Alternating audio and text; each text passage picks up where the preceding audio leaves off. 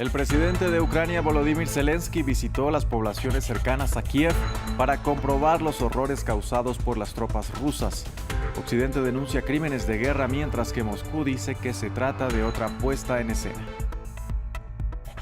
En Francia se acorta la brecha entre los candidatos de ultraderecha y el presidente Emmanuel Macron de cara a la primera vuelta de las elecciones presidenciales. Aunque el mandatario sigue liderando las encuestas, sus contrincantes conservadores suman un mayor porcentaje de favorabilidad.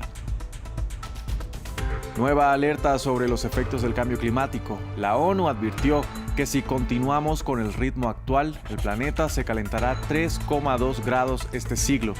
Esto en medio de los compromisos de los países para no superar los 1,5 grados. Hola, bienvenidos a una nueva emisión de Noticias en France 24. Los saluda Andrés Mesa Muñoz. Se cumple más de un mes de la invasión rusa a Ucrania y el presidente Vladimir Putin enfrenta acusaciones de crímenes de guerra tras los descubrimientos hechos en una ciudad recuperada por el ejército ucraniano, Bucha, donde denuncian haber hallado fosas comunes de supuestos civiles asesinados. Rusia insiste en que todo hace parte de un montaje. Andrés Granadillo nos cuenta más. El presidente ucraniano Volodymyr Zelensky visitó Bucha y denunció que la cifra de muertes puede ser mayor. Estos son crímenes de guerra y serán reconocidos por el mundo como genocidio. Ustedes están aquí y pueden ver lo que sucedió. Sabemos que miles de personas fueron asesinadas y torturadas, desgarradas y violadas y asesinatos de niños. El presidente de Estados Unidos, Joe Biden, acusó de nuevo a su homólogo ruso, Vladimir Putin, de ser un criminal de guerra. Ustedes recordarán que fui criticado por llamar criminal de guerra a Vladimir Putin. Bueno, vi lo que pasó en Bucha. Esto lo justifica. Es un criminal de guerra. Washington pedirá a la Asamblea General de la ONU que suspenda a Rusia del Consejo de Derechos Humanos. Por su parte, los rusos, por intermedio del ministro de Relaciones Exteriores, insisten en que es, según ellos, un montaje de Ucrania. El ejército ruso se retiró por completo de esta ciudad el 30 de marzo. El 31 de marzo, el alcalde de la ciudad de Bucha declaró solemnemente que todo estaba en orden. 2 días después vimos cómo se organizaba esta puesta en escena en las calles y cómo ahora están tratando de usarla con fines antirrusos. Mientras que la organización Human Rights Watch investiga en el terreno los posibles crímenes. Había un cuerpo que estaba aquí y estoy tratando de buscar cualquier evidencia física de cómo fue asesinado, de dónde fue asesinado. Lo que estamos viendo en el suelo aquí son algunos casquillos de balas. En respuesta, Alemania expulsará a 40 diplomáticos rusos de la embajada de Berlín. Francia tomará la misma medida contra 35 funcionarios de la embajada de Rusia en territorio galo, entre otros. Cambiamos de tema. Faltan 6 días para la primera vuelta de las elecciones presidenciales en Francia y el presidente francés Emmanuel Macron urgió a los ciudadanos a salir a votar el próximo domingo 10 de abril a medida que se estrecha la diferencia en los sondeos entre él y la ultraderechista Marine Le Pen. El presidente Emmanuel Macron sigue liderando las encuestas con un 26,5% de favorabilidad.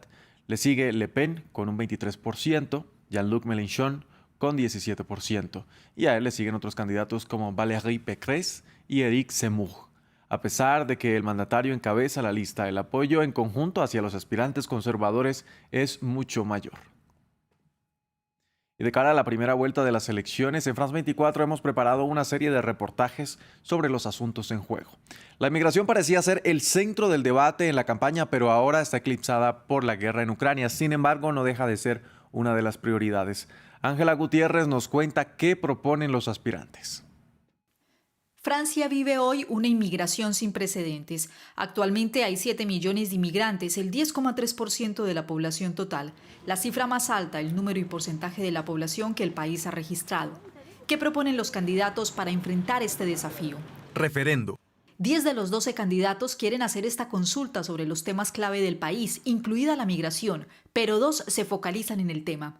Tanto Marine Le Pen del partido Reagrupación Nacional como Éric Zemmour del partido La Reconquista, ambos de extrema derecha, proponen un referendo para ponerle fin al reagrupamiento familiar y al derecho europeo por encima del francés, además de endurecer el acceso a la nacionalidad, reformular el control de las fronteras y la creación por parte de Zemmour del Ministerio de la Remigración para expulsar a 1 millón de extranjeros. Derecho de asilo.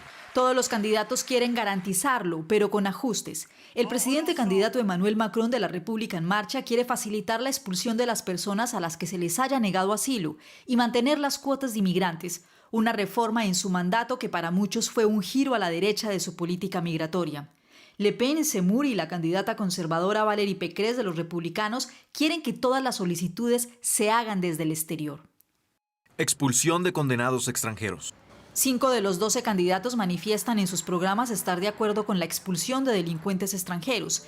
Le Pen, Pécresse, Macron y Zemmour, este último, propone expulsar también a los fichados como radicales islamistas. Lucha contra el Islam radical y el terrorismo. Macron mantiene la idea del cierre de asociaciones y mezquitas radicales y en firme la llamada ley contra el separatismo, aprobada en su quinquenio, la misma que quiere derogar el candidato de izquierda Jean-Luc Mélenchon de la Francia insumisa por considerarla antirrepublicana y tildada por Le Pen como insuficiente. Ella prohibirá de raíz la práctica y la difusión pública de la ideología islamista.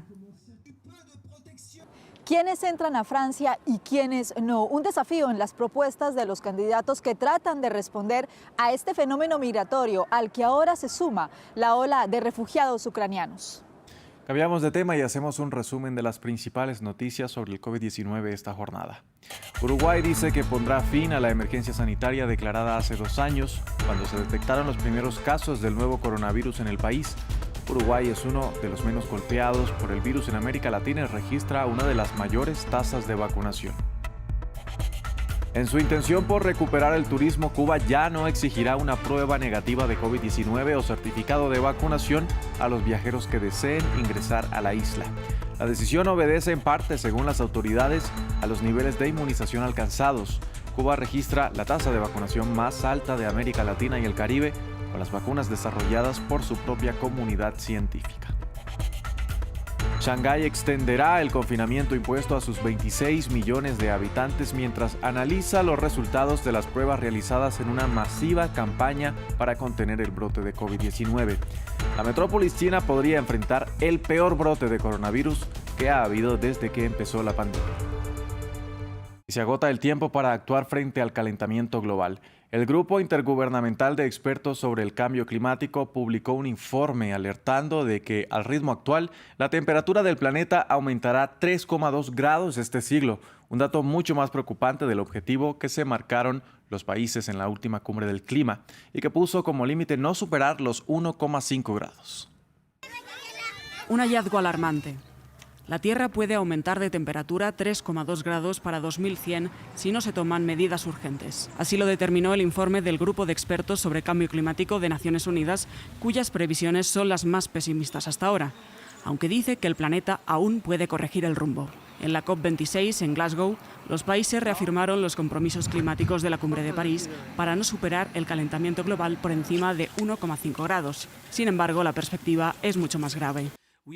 Estamos en un camino hacia el calentamiento global de más del doble del límite de 1,5 grados acordado en París. Algunos líderes gubernamentales y empresariales están diciendo una cosa, pero haciendo otra. En pocas palabras, están mintiendo y los resultados serán catastróficos. Esta es una emergencia climática. Los científicos del clima advierten que ya estamos peligrosamente cerca de puntos de inflexión que podrían conducir a impactos climáticos en cascada e irreversibles. Para alcanzar el objetivo y evitar un desastre mayor, las emisiones netas globales deberán reducirse un 43% para 2030 y un 84% en 2050. Unos datos que son alcanzables si se adoptan medidas urgentes. Y el informe dice que el mundo aún está a tiempo. El gran mensaje que tenemos que saber es que las actividades humanas nos metieron en este problema y que la acción humana puede volver a sacarnos de él. Y creo que este es el mensaje esperanzador que tratamos de transmitir en este informe. No está todo perdido. Realmente tenemos la oportunidad de hacer algo. La apuesta por la energía solar y eólica, la restauración de los bosques, el cambio de dieta y la renuncia a los combustibles fósiles están entre las soluciones que proponen los expertos. En cualquier caso, el futuro del planeta sigue estando en manos de los líderes de esta generación. Hasta aquí este informativo en France 24. Gracias por acompañarnos. Continúen con toda nuestra programación.